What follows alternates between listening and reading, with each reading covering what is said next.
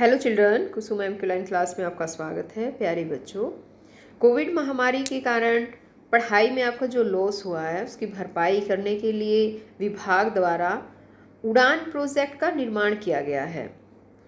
उड़ान कार्य पुस्तिका में बहुत सी वर्कशीट दी गई है।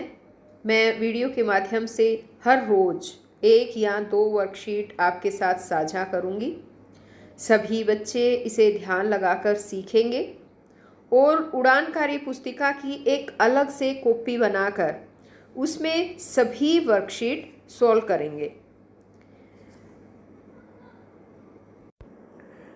आज इस वीडियो में हम 5वीं कक्षा के विषय हिंदी का पाठ 1 जय जवान जय किसान की गतिविधि 1 को अच्छी तरह से समझेंगे।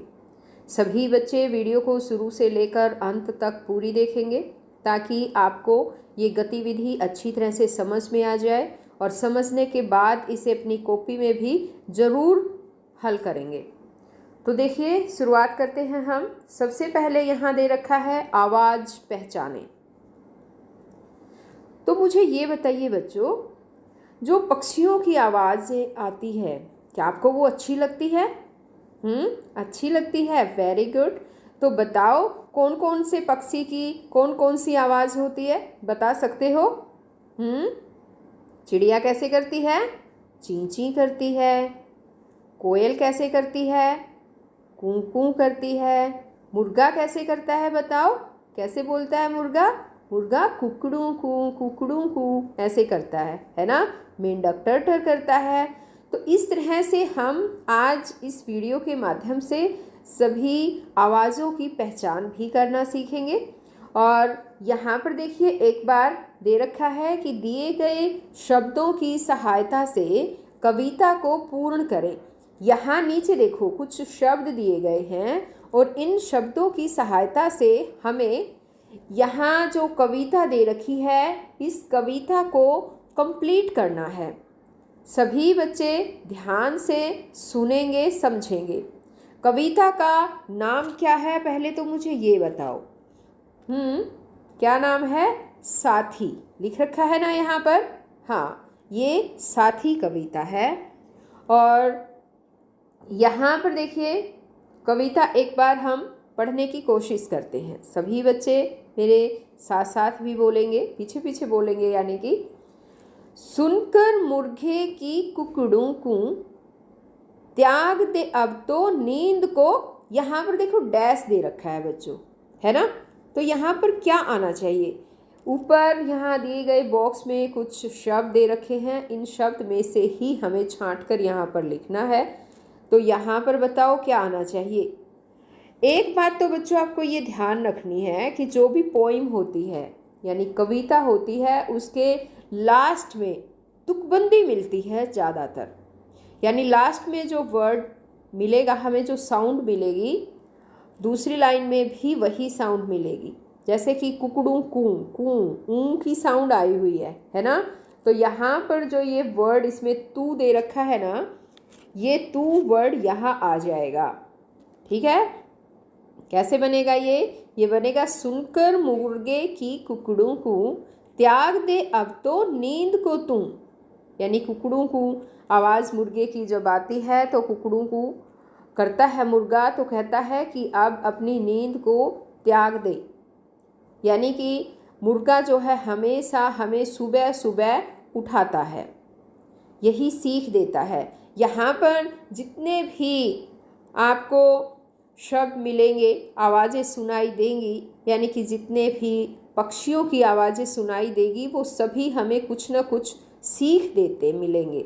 ठीक है? अब आगे लाइन देखो, इसमें लिख रखा है चीं चीं करके चिड़िया पूछे सुबह सवेरे क्यों नहीं उठे। अब यहाँ पर चिड़िया की आवाज़ बताओ क्या है? चीं चीं की आवाज़। और चिड़िया चीं चीं की आवाज़ करती करती हमसे क्या पूछ रही है? हमसे पूछ रही है कि तुम सुबह सवेरे क्यों नहीं उठते, तुम जल्दी जल्दी सुबह सुबह जल्दी क्यों नहीं उठते। अब आगे दे रखा है इसने कि टेंटे कर तो ताफल खाता कम बोलो कहकर उड़ डैश की जगह बताना है और हमें यहाँ से ही छांटना है कि क्या आएगा। तो हमें अभी मैंने बताया था आपको कि एक तुकबंदी देखनी है, खाता, तो यहाँ पर भी ता की साउंड में ही जो है यहाँ कुछ वर्ड आएगा। यहाँ ऊपर देखो क्या हो सकता है बताओ। हाँ, जाता, वेरी गुड। अब क्या आएगा देखो, टेटे कर तोता फल खाता, कम बोलो कहकर उड़ जाता। कू कू करके कोयल, अब यहाँ बताओ क्या आएगा, कोयल बोली। कहाँ है यहाँ पर बोली, ये यहाँ बोली है, ठीक है, ये बोली हम यहाँ पर लिख देंगे। ज्ञान बटे तो फैला झोली, यानी कि अब यहाँ पर इसमें एक बार इसका भी मीनिंग भी बता देती हूँ साथ ही, कि तोता जो है वो टेटे करके, यानी तोते की जो आवाज़ होती है वो टेटे की आवाज़ होती है, और तोता जो है वो टेटे करके फल खाता रहता है। और हमें क्या सीख देता है, हमें कम बोलने की सीख देता है। कहता है कि हमें कम ही बोलना चाहिए। कू कू करके कोयल बोली, और कोयल की बोली कौन सी है बताओ, कू कू की आवाज़ है ना। कू कू करके कोयल जब बोलती है और वो कहती है कि जब जहाँ कहीं भी ज्ञान बढ़ता है तो हमें उस ज्ञान को लेने के लिए अपनी झोली फैला लेनी चाहिए। अब आगे वाला देखिए, यहाँ लिख रखा है, टर्टर मेंढक ने, यहाँ पर देखो ये रहा, टर्टर मेंढक ने माना, बुरे दिनों को भूल न जाना। यहाँ पर जाना आएगा, यहाँ देखो ऊपर ये दे रखा है, यहाँ पर जाना, ठीक है, ये इसमें से हम ले लेंगे, यहाँ पर लिखेंगे। टर्टर मेंढक ने माना, बुरे दिनों को भूल न जाना, सुनकर के मक्खी की, अब मक्खी की आवाज़ कौन सी होती है बताओ, ऊपर से यहाँ से देखो ज़रा, दिखाई दे रही है क्या, हाँ, भिन भिन। मक्खी कैसे करती है, भिन भिन करती है, तो यहाँ पर आएगा भिन भिन। सुनकर के मक्खी की भिन भिन, हो मत जाना तुम खिन खिन, कहती है घोड़े की हिन हिन, उलझन सुलझा डालो गिन गिन। यहाँ पर गिन गिन आएगा बच्चों, ठीक है। सभी सदाएं कुछ डैश, यहाँ पर क्या आएगा बताओ, सदाएं का क्या मतलब होता है पता है, सदाएं होता है आवाज़ें, यानी कि सभी आवाज़ें हमें कुछ न कुछ समझाती है, यहाँ समझाती आएगा। सभी सदाएं कुछ समझाती, इस कारण डैश कहलाती, क्या कहलाती बताओ, यहाँ आएगा साथी, इसी कारण वो हमारी साथी कहलाती है। अब एक बार यहाँ जो ये लास्ट वाला जो पैरा दे रखा है इसकी एक बार समझा देती हूँ इसको सरल अर्थ में। टर्टर मेंढक ने माना, इसमें कहा गया है कि मेंढक जो है वो टर्टर करता है और उन्हें ये माना है कि हमें बुरे दिनों को भूल न जाना, कि हमें अपने बुरे दिनों को कभी नहीं भूलना चाहिए। हमेशा हमें अपने बुरे दिनों को याद करके उनसे कुछ न कुछ सीख लेनी चाहिए, ताकि हम अपने सुनहरे भविष्य का निर्माण कर सकें। अब आगे है कि सुनकर के मक्खी की भिन भिन, मक्खी भिन भिना करती रहती है ना, भिन भिन भिन भिन सारा दिन करती रहती है, तो ये कहता है कि मक्खी की भिन भिन सुनकर हो मत जाना तुम खिन खिन, तुम दुखी मत हो जाना, परेशान मत हो जाना। कहती है घोड़े की हिन हिन, और घोड़े की हिन हिन जो है, वो घोड़ा हिन हिन आता है, घोड़े की आवाज़ जो होती है उसको हिन हिन बोलते हैं, हिन हिनाना। तो घोड़ा हिन हिनाता है और कहता है उलझन सुलझा डालो गिन गिन, कि अपनी सारी जितने भी उलझने हैं उन सब को गिन गिन कर सुलझा लो। सभी सदाएं कुछ समझाती, सभी सदाएं हमें कुछ न कुछ समझाती है, इसी कारण वो हमारी साथी कहलाती है। अब ये थी एक कविता बच्चों जो पक्षियों की आवाज़ों पर आधारित है, और ये साथी कविता जो है वो महेंद्र सिंह सागर के द्वारा, साहित्यकार हैं महेंद्र सिंह सागर, उनके द्वारा लिखी गई कविता है। और इस कविता में हमें सभी पक्षी कुछ न कुछ सीख दे रहे हैं। एक बार मेरे पीछे पीछे सभी बच्चे इस कविता का सस्वर वाचन जरूर करेंगे, मेरे पीछे पीछे बोलिए।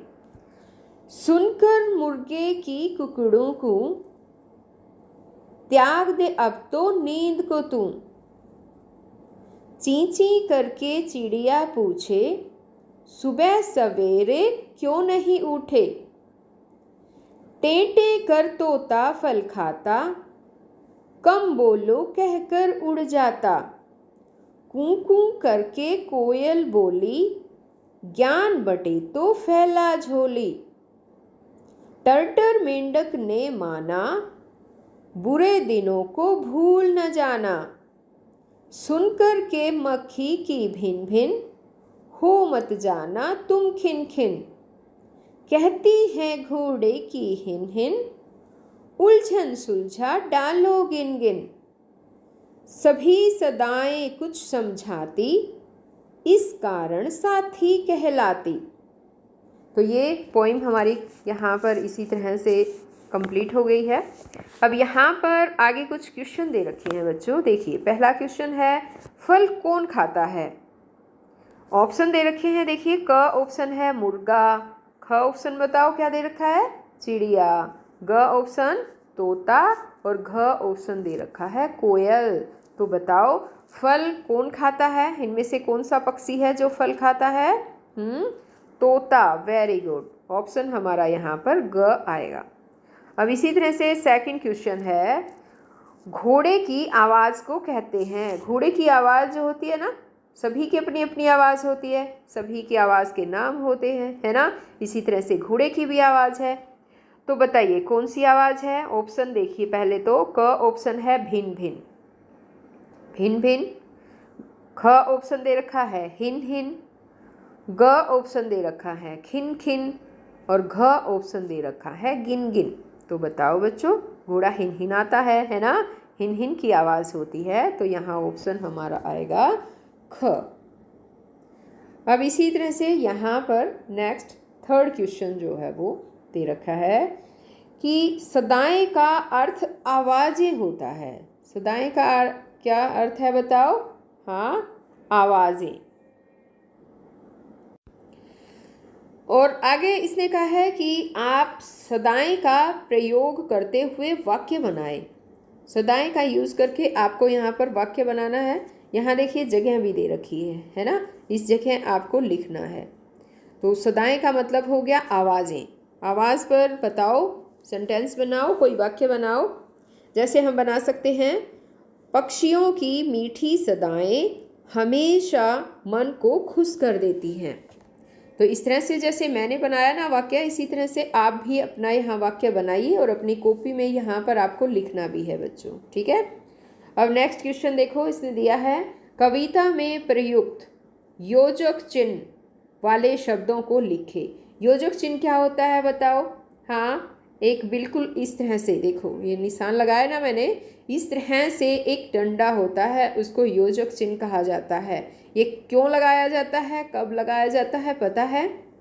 जब भी हमें किसी दो शब्दों को जोड़ना हो, दो वाक्यों को जोड़ना हो, तो योजक चिन्ह का प्रयोग किया जाता है। और योजक चिन्ह का मतलब है ये हाइफन, ठीक है। इस तरह से निशान जो है इसका ये लगेगा और दो शब्दों के बीच में आपको ये मिलेगा। जैसे यहाँ कुकड़ू कू दे रखा है, कुकड़ू कू में बीच में देखिए निशान दे रखा है ना योजक चिन्ह, यही। तो यहाँ पर जो इसने और भी जगह दे रखी है लिखने की, ये सभी इसने कहा है कविता में से ही आपको योजक चिन्ह वाले शब्द ढूंढने हैं और वो आपको यहाँ पर दिए गए स्थान पर लिखने हैं। तो अब ढूंढने में मेरी मदद करेंगे। हाँ, शाबाश, बताओ फिर। यहाँ पर देखो कविता में कौन कौन से शब्द हैं। जैसे कुकड़ू कू है, ये ची ची, टे टे, कू कू, और है जैसे टर टर, और बताओ जैसे कि खिन खिन, है ना, गिन गिन, भिन भिन, ये सभी। तो यहाँ पर दिए गए स्थान पर आपको ये सब अपने आप लिखने हैं बच्चों। अब आगे आता है हमारा पांचवा क्वेश्चन, टर्टर कर मेंढक ने क्या कहना चाहा है। 2 या 3 वाक्यों पर लिखें। ये जो टर्टर ऊपर कविता में आया भी है कि उसमें लाइन जो थी टर्टर वाली, याद है क्या आपको, कौन सी लाइन थी। टर्टर मेंढक ने माना, बुरे दिनों को भूल न जाना, ये वाली लाइन थी।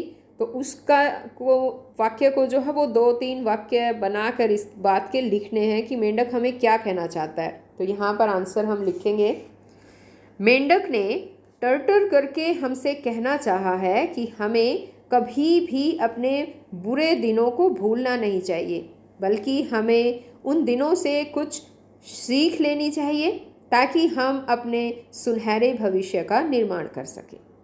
तो बच्चों, ये थी गतिविधि 1 उड़ान कार्य पुस्तिका में से।